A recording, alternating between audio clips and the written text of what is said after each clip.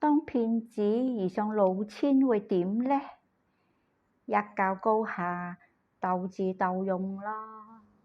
做騙子做老千都要相當嘅知識同見識㗎，仲要了解遊戲規則，唔好俾自己踩地雷，要包裝到好靚得體，仲要深藏不露，多多少少都要靠啲演技，適可而止，仲要識得走法律漏洞㗎。騙騙日日都有，蝦條、金條，騙財又騙色，財色兼收，乜都會發生。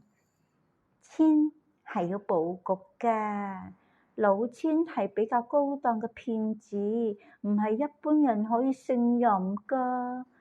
當騙子遇上老千，咁就要睇下邊個高招啲咯。